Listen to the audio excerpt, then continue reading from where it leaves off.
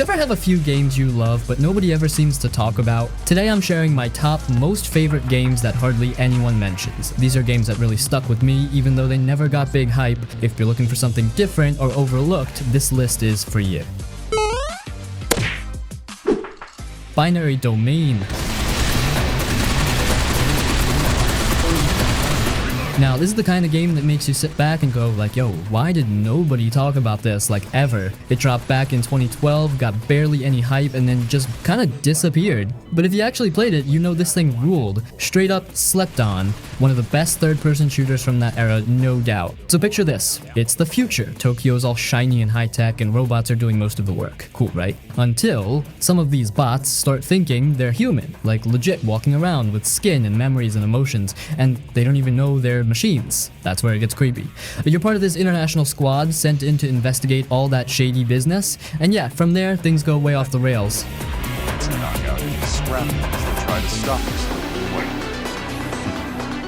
You play as Dan Marshall, just this big, loud American dude who sounds like he drinks gravel for breakfast. And the guy's hilarious. Total meathead, but also kinda lovable. He's the type to crack jokes in the middle of a robot shootout, but then have these weirdly deep moments when stuff gets heavy. The squad around him is cool too. You got all these different personalities, different accents, different backstories, and they actually matter. You're building trust with them as you go. Say dumb stuff in a fight, they'll remember it. Be a good leader, they'll back you up more. It's not just about shooting. There's real team chemistry happening.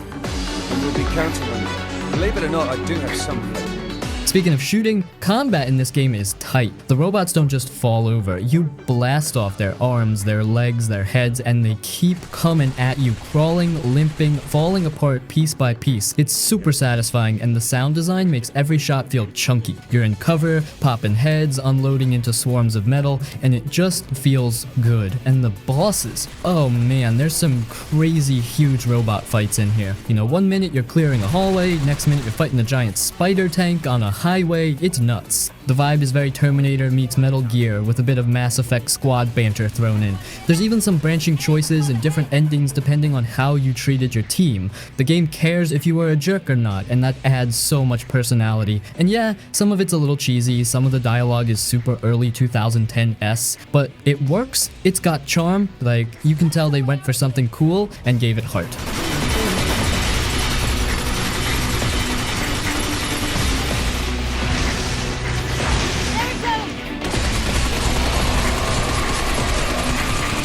Singularity. Now this right here is a prime example of a game that came and went so fast most people didn't even realize it existed. And that's a crime, because this thing is a damn banger. I'm talking one of the most underrated shooters of the Xbox 360 PS3 era, no question. It's got time travel, creepy vibes, weird science, and just straight up fun gameplay. Like, it knew what it wanted to be and it just delivered. So here's the deal. You're this soldier named Renko sent to investigate this abandoned Soviet island called Katurga 12. And obviously, nothing's ever just a normal recon mission in these games. Real quick, everything goes sideways, you get hit with this big time flash, reality glitches out, and now you're bouncing between the present and the 1950s Soviet Union, and that's where the real fun starts.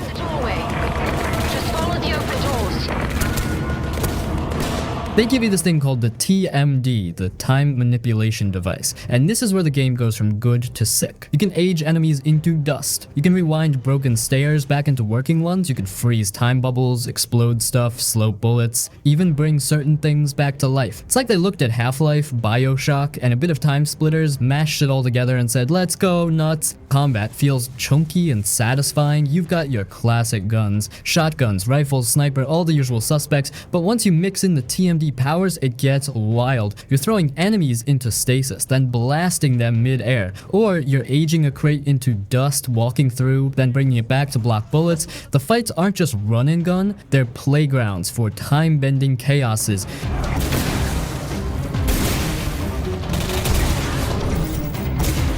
The world is eerie as hell too. This isn't a bright shooter. It's gloomy, broken down labs, old bunkers, twisted time-ripped spaces where one side of the wall is modern and the other's straight from the Cold War. The storytelling gives you that classic mystery feeling. Lots of audio logs, notes, flashbacks, where you're slowly piecing together what the Soviets did on this island and why everything is so royally screwed. And let me tell you, the science experiments here went way off the rails.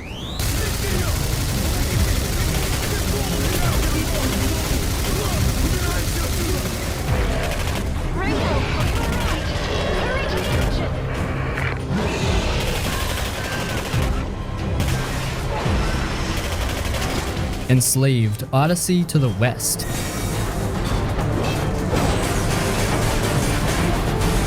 Oof, man. Enslaved, Odyssey to the West. Now this one hits different. Total hidden gem. Like, real talk, this game came out, made a little splash, then just vanished. And that's a shame, because what it does with characters, world building, and storytelling, it's so good. Not perfect, but it's got heart. Real, raw, emotional heart. And sometimes, that's all you need for a game to leave a mark. So here's the setup. The world's gone. Straight up post-apocalyptic, but not in that dark, gritty, brown and gray way. Now this world's beautiful. Nature's taken over, cities are buried in plants, rusted robots just chilling in the weeds. It feels peaceful and haunting at the same time. You're in the future, but everything's crumbling. Like the Earth's been trying to move on without people.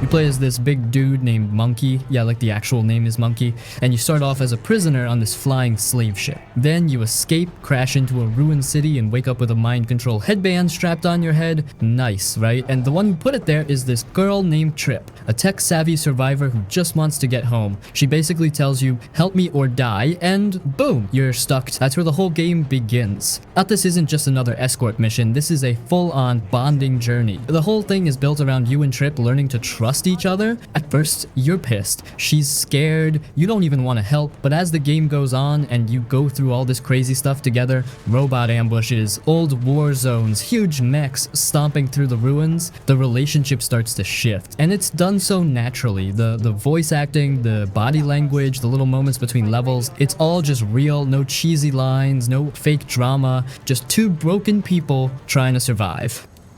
You could probably stay. If you wanted. The gameplay's solid too. Not super deep, but smooth. It's got a mix of platforming, light puzzles, and brawler-style combat. Monkey's got this big staff that he swings around like a beast, and you can do ranged attacks too. It's not God of War or anything, but it feels good, especially when you're jumping between broken buildings, swinging on poles, climbing old structures. There's a rhythm to it, kind of like Uncharted, but more physical, more wild. Trip doesn't fight, but she's not useless either. She helps with hacking, distractions, and throwing out decoys. There's actual teamwork. You need her, and she needs you. And yeah, there are those moments where she's just kind of hanging back while you fight, but the game never makes her feel like dead weight.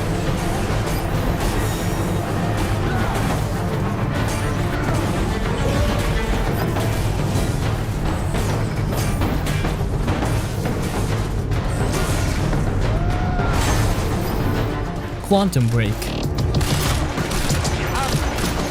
So here's the deal. You play as Jack Joyce, this regular guy who shows up to help his buddy at a science lab, and then, boom, time breaks. Like, literally. The whole timeline gets all messed up, and now you've got time powers. Not I can pause the game kind of powers. I'm talking real deal, slow motion, time freezing, dash around, like you're teleported kind of powers. And it all looks so cool in action. Bullets stop in midair, glass freezes and shatters, enemies glitch through time. It's like fighting inside a broken VHS tape. But it's not just about flashy powers, the story's actually solid. It's got that classic sci-fi thriller feel, government cover-ups, corporate villains, time travel messing with people's heads, your best friend becomes the main bad guy, people know what's gonna happen before it does. It's that kind of wild, the timeline's falling apart and you're just trying to hold everything together while people around you lose their minds or their lives.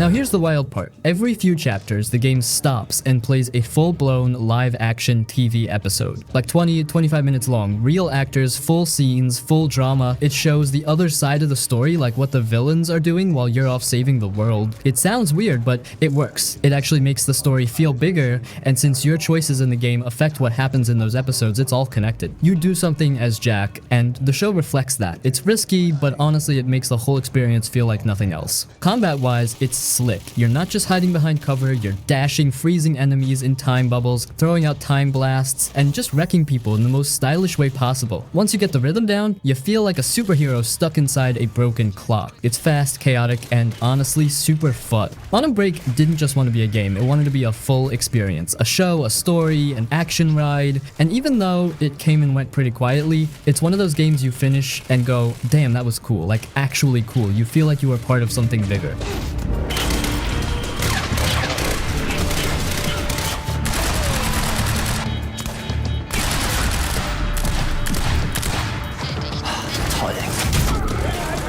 Bulletstorm.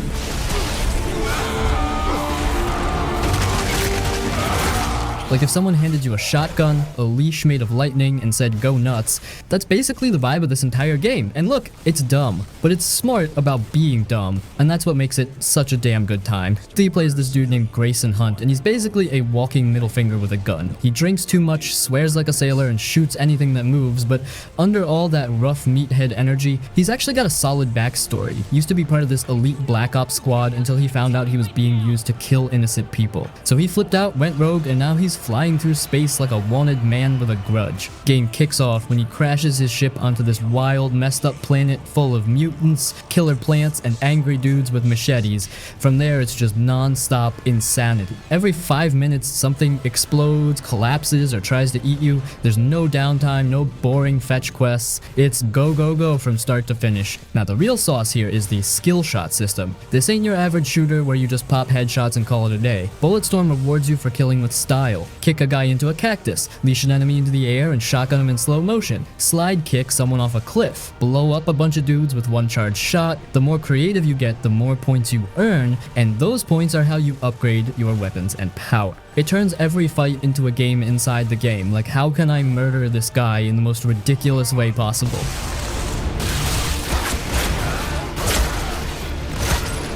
Speaking of weapons, oh man, this game's got some wild gear. A revolver that shoots flare rounds that make enemies float and then explode, a sniper rifle where you steer the bullet in midair, a 4-barrel shotgun that turns enemies into meat confetti. Everything feels punchy, loud, and super satisfying. You don't just kill enemies, you style on them. Bulletstorm didn't take itself seriously, and that's what made it so damn fun. It came out in a time when shooters were all trying to be dark and gritty and real, and here comes this game saying, nah bro, kick that guy into a spiked wall and scream while doing it. It was loud, dumb, fast, and awesome. And somehow it still had more soul than half the military shooters dropping at the time.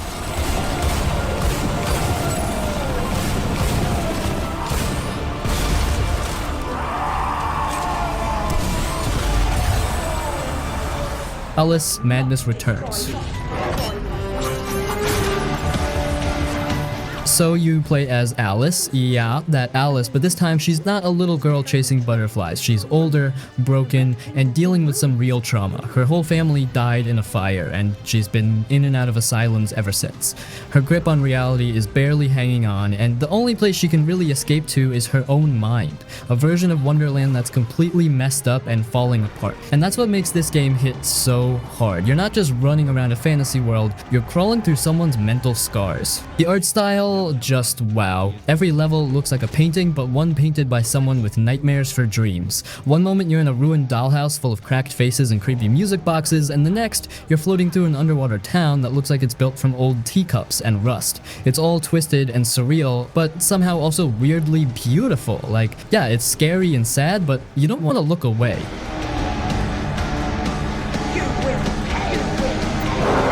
Gameplay-wise, it's a mix of old-school platforming and hack-and-slash combat. You've got weapons that are cute but deadly, like a giant hobby horse for smashing enemies, or a teapot cannon that shoots steam bombs. The knife though, that Vorpal blade, that's your main deal. Fast, sharp, and satisfying to use. Combat isn't super deep, but it flows nicely once you get the hang of dodging and mixing up attacks. But the platforming is floaty. Literally, Alice glides with her dress, triple jumps through the air, shrinks to squeeze through keyholes, or grows giant to smash stuff.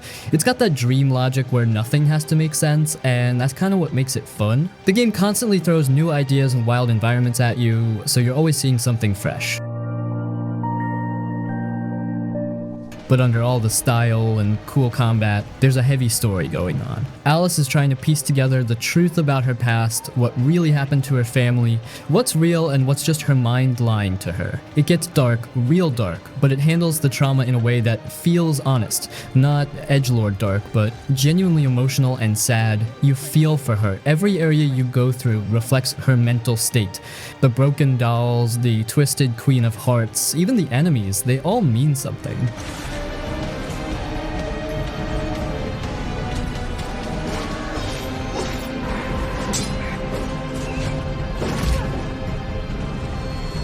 Forgotten Anne.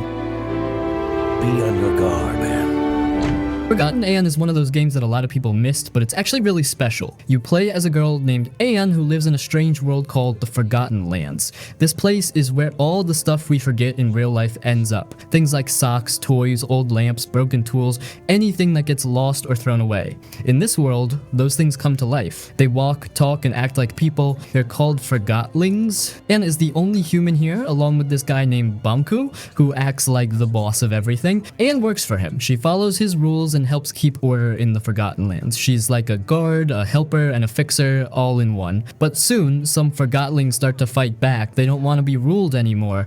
Anne is told they're dangerous, so she goes out to stop them. But as she meets more Forgotlings and listens to their stories, she starts to wonder if maybe she's on the wrong side. Watch your step, little hawk.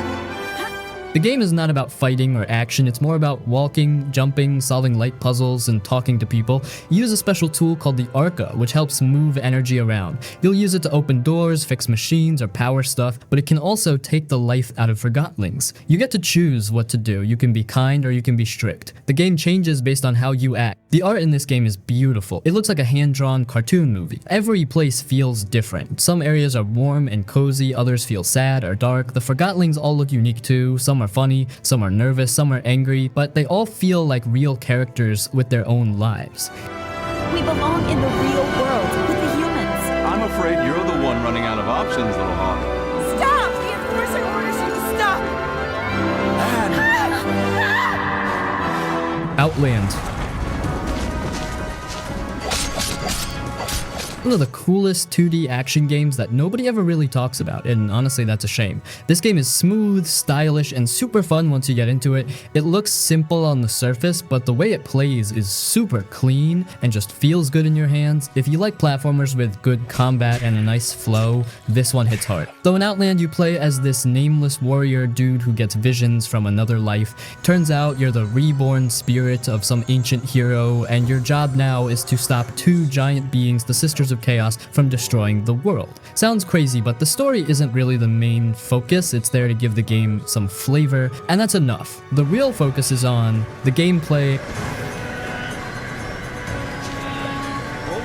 This game plays like a mix of old school Prince of Persia, Metroid, and Ikaruga. It's got fast movement, sharp jumping, wall climbing, and sword fighting, but the big twist is the light and dark polarity system. You can switch between two colors, blue and red. When you're blue, you're immune to blue stuff. When you're red, you're immune to red stuff. So you gotta switch back and forth while moving through traps and fighting enemies, because a lot of attacks and hazards come in those colors. It starts off simple, but by the end, it gets fast and wild. Combat feels sharp. You've got a sword and you unlock new moves as you go. The attacks are quick and satisfying, and when you learn the timing, it just flows. The enemies start mixing it up too. Some are red, some are blue, some shoot crazy bullet patterns like a top-down shooter, and you gotta be constantly switching forms mid-fight. It keeps you on your toes.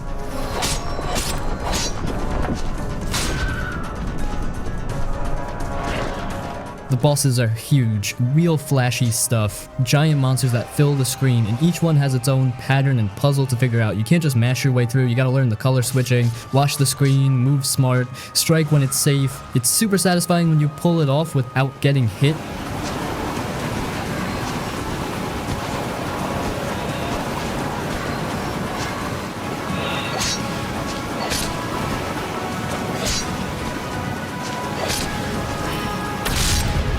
A Plague Tale Games.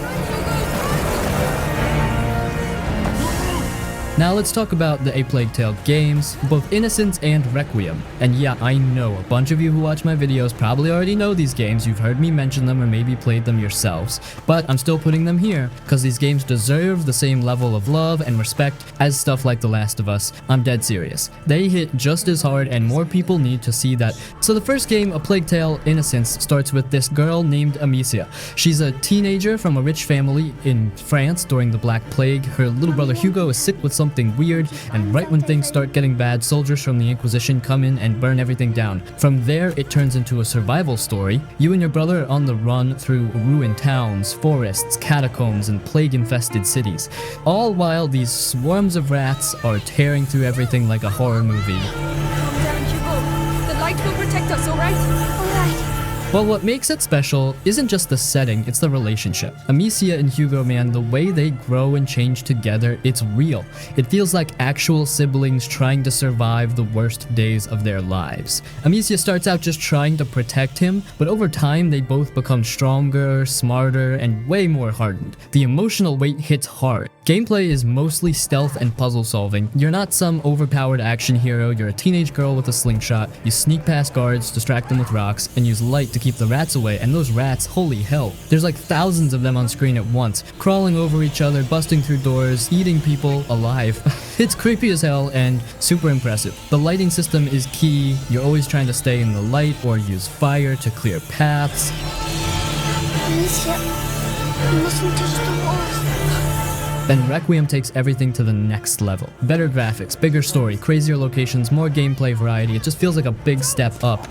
Hugo's powers get more intense, and you start to see just how dangerous his condition really is. There's more action this time, and Amicia is way more confident. She's got a crossbow now, new gear, and she's not afraid to fight back, but at the same time, it's still a heartbreaking story, maybe even more so than the first. Plague Tale isn't just a pretty indie game, it's one of the best story games of the past 10 years for sure, easily, and guess I'll keep shouting it out till more people play it. I feel my mind going. I know. Think of your brother. We have to carry on. Oh no. CrossCode.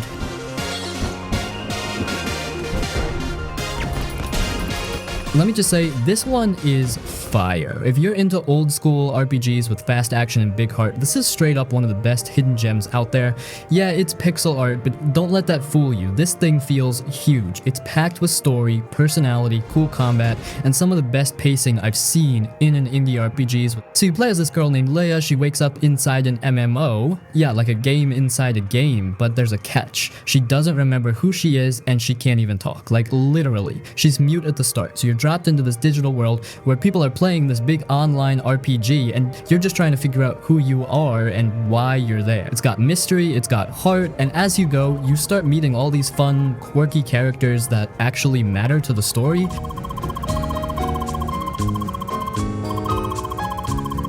Now the world, man, it's massive. You've got big cities, deserts, snowy mountains, grassy fields, ancient temples, all in this beautiful top-down pixel style that just pops off the screen. And it's not empty space either. Every area has stuff to explore, secrets to find, and enemies to fight. It feels alive, like a real MMO world, but without the online nonsense or waiting for updates. Combat is real-time and super fun. You've got melee attacks, ranged attacks, dodges, blocks, and special abilities. It's fast and clean, kind of like a twin-stick shooter mixed with Zelda. You can hit enemies up close, then blast them with energy balls from a distance, and as you level up, you get these huge skill trees with tons of custom builds. Want to be more tanky? Go for it. Want to move fast and shoot like crazy? Do that. It's flexible and fun the whole way through.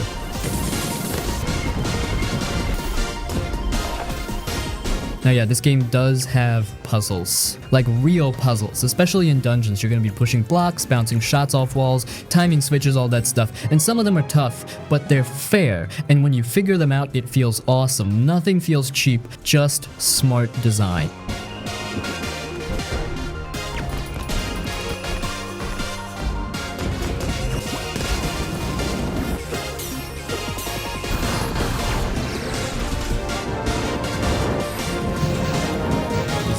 Prey 2017.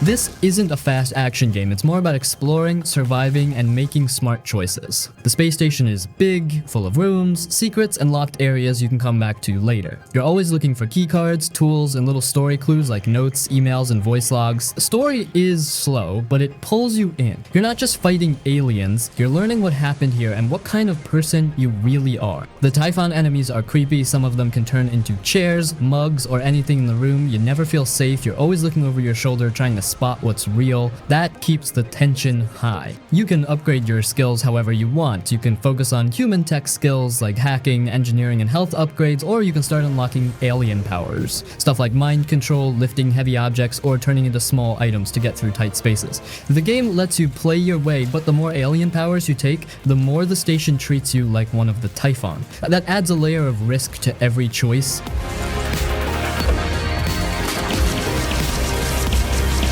Combat is slower and more careful. You're not running in and shooting everything. You're planning, saving ammo, setting traps, and using tools like the glue gun, which can freeze enemies or create platforms. There are also recyclers, crafting stations, and upgrades, all of it tied to how well you explore and use what you find. The space station itself feels real. Every area connects. Every room has purpose. You might find a locked door in hour 1 and finally get through in hour 8. It all feels connected and designed with care.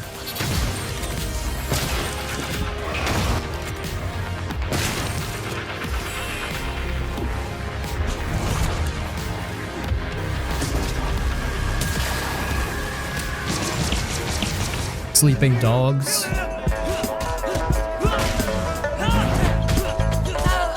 Sleeping Dogs is one of those games that came out, got a bit of attention, and then kind of disappeared, but it honestly deserves way more love. It's an open-world crime game set in Hong Kong, and it's got this cool mix of action, story, and style that makes it stand out from all the other city-based games out there. You play as Wei Shen, an undercover cop who's trying to take down the triads from the inside, but the deeper he goes, the more things get messy. He starts building real bonds with the gang members, and that line between cop and criminal starts to blur. That's the heart of the story. Wei's stuck in this world where loyalty and duty keep crashing into each other, and he's slowly losing control. It's not just about shooting bad guys, it's about who you are becoming. He's not an outsider, he's from old prosperity.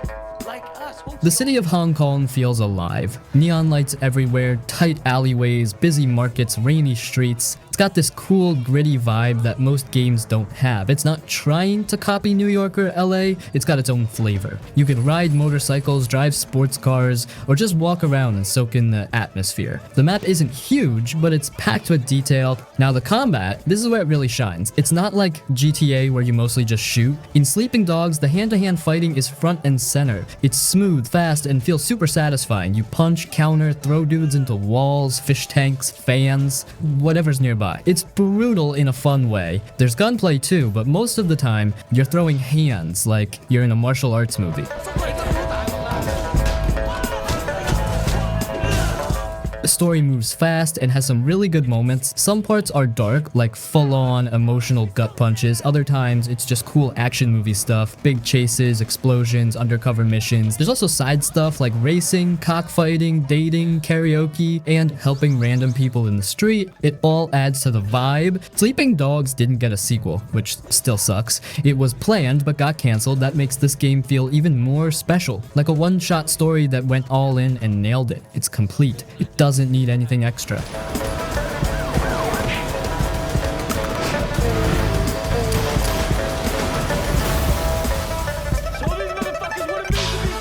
Dark Messiah of Might and Magic.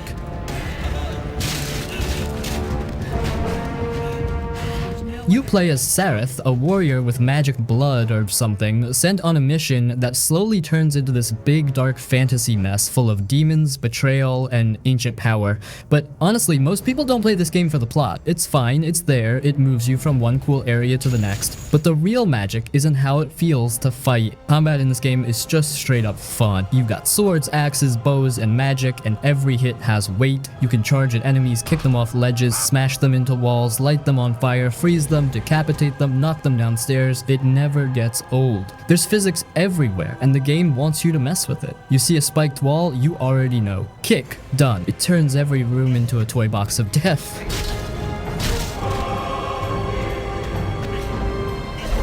You're not just button mashing, you're watching movement, timing your swings, blocking, parrying, dodging. It's more like a first-person action game than a regular RPG. And if you add magic to the mix, like tossing fireballs or making enemies slip on ice, it gets wild. You can sneak too if you want to go full stealth with daggers and backstabs, or be a wizard, or just be a sword-swinging maniac. It's your call. The game isn't super long, and yeah, it's a bit janky in places. Some animations are stiff, and the voice acting is kind of cheesy, but that almost adds to the charm. It's not trying to be some serious drama. It's a dark fantasy playground where you throw orcs off cliffs and stab skeletons in the face. And honestly, that's more fun than half the big budget stuff out there. Get away! Find some place to hide. The levels are mostly linear, but they've got good flow. You go from castles to caves to temples, and each place gives you new stuff to mess with. There's even a skill tree, so you can build your dude how you like. Melee heavy, stealthy, magic focused, or a mix. Every upgrade changes how you approach fights, and it feels satisfying when your build starts coming together.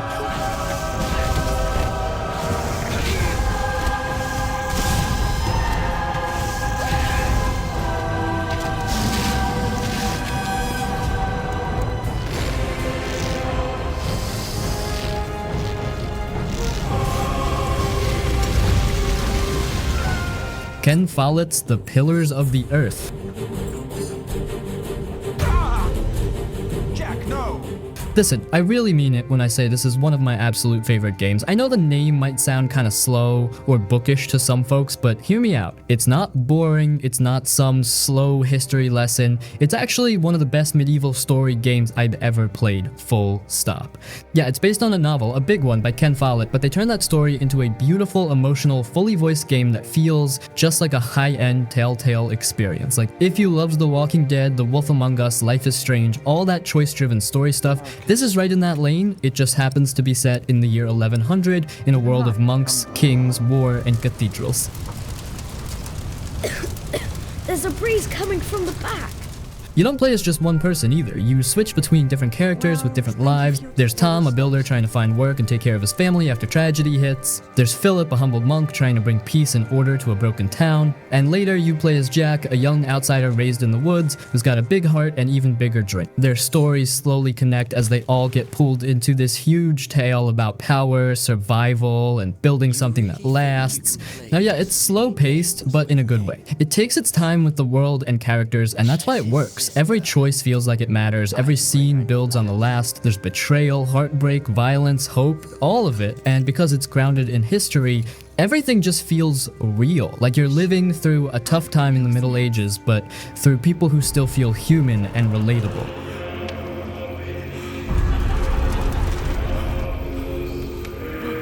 Visually, it's beautiful. The art is hand-painted, soft, and full of detail. Every shot feels like a page from a graphic novel. The music is calm and haunting, and the voice acting is really solid, full cast, not phoned in.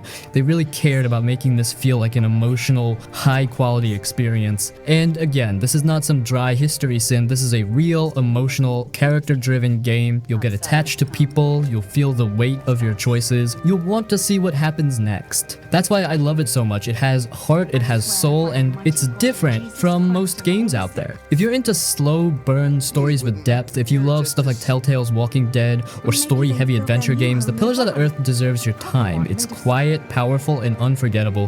One of the most underrated story games ever made, and still my personal favorite.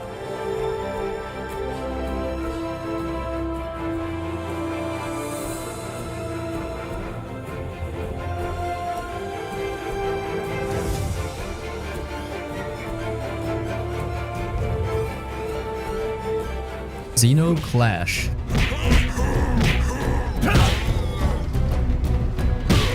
Xenoclash is straight up one of the weirdest games I've ever played, but also one of the coolest. It's not for everybody, but if you're down for something totally different, something raw and strange and full of style, this one sticks with you. You play as a guy named Gat, and right from the start, you're just thrown into chaos. You've betrayed your family, you're on the run, and now you're fighting your way through this crazy, dreamlike world with your companion Dedra. The story is wild, the characters are even wilder, and the whole game feels like you're inside some kind of trippy fever dream.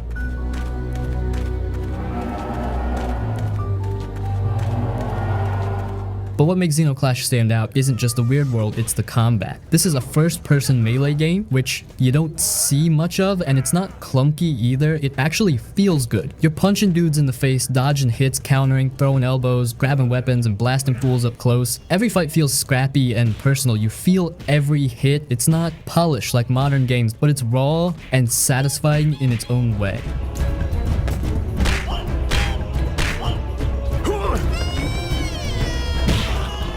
The world you're in is called Xenozoic, and honestly, it's hard to explain. Nothing looks normal. The creatures, the people, the buildings, everything feels alien and handmade, like someone just made this from scratch with no rules. But it works. It gives the game this strong visual identity you won't find anywhere else. Xenoclash is one of those games where you either vibe with it or you don't. It's weird, it's bold, it doesn't explain much, and it just throws you in. But if you like first-person brawlers, weird fantasy worlds, and games that actually try to do something different, this one's worth your time.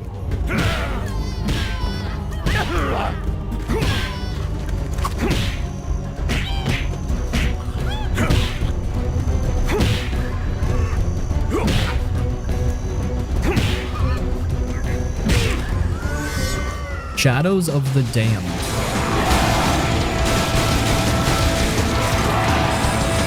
Shadows of the Damned is one of the wildest, most insane games you'll ever play, and somehow it still has a ton of charm. It's like someone smashed together a grindhouse horror movie, a punk rock concert, and a messed up fairy tale and just said, yeah, that's the game. And the crazy part, it works. You play as this guy named Garcia Hotspur, a badass demon hunter with a leather jacket, a foul mouth, and a talking gun named Johnson. Yes, your gun talks. It's a floating skull that turns into pistols, shotguns, flamethrowers, whatever you need. The story kicks off when your girlfriend gets dragged into hell by the Lord of Demons, Fleming, and Garcia goes in after her. That's it. That's the setup. And from there, it's a wild ride through the darkest, weirdest version of hell you've ever seen.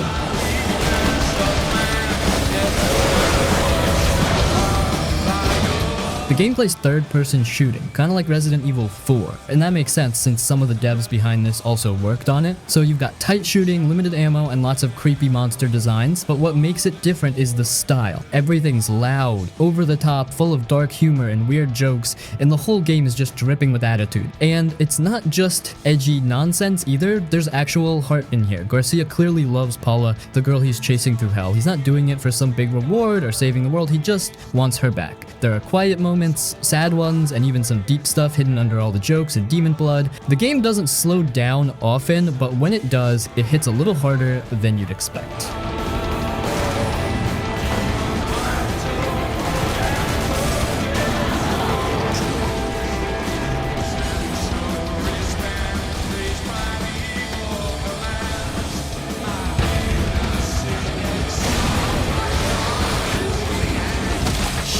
That name is Garcia Hotspur, hunter of demons and slayer of pendejos like you!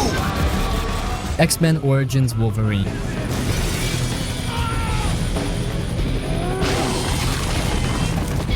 And this game was way better than anyone expected. Like, the movie was whatever, kind of mid, but the game, it went hard, real hard. This was one of those rare movie tie-in games that actually turned out amazing, and honestly, it still holds up today if you ever get the chance to play it. You play as Wolverine, full-on, raging, angry Logan, and the devs didn't hold back. This game is brutal. Every punch, slash, and claw rip feels nasty in the best way. You're tearing through enemies, limbs flying, blood everywhere. It's not a kiddie's superhero game, it's straight up M-rated and proud of it.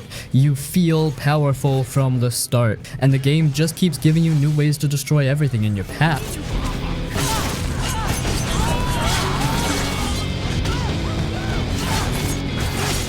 The combat is fast and smooth. You've got light attacks, heavy attacks, grabs, lunges, and that lunge move never gets old. You see a guy across the room, press a button, and boom, you're flying through the air with claws out, smashing him into the ground. It's the kind of game that makes you feel like a beast. Like, this is what Wolverine should feel like in every game. The levels are a mix of jungle areas, labs, and military bases. Some parts feel kind of basic, but the combat is so fun, you don't really care. The story loosely follows the movie, but it adds a bunch of extra stuff to make it feel more like a full-on Wolverine adventure instead of just retelling scenes. There are even some boss fights that go way beyond what the movie gave us.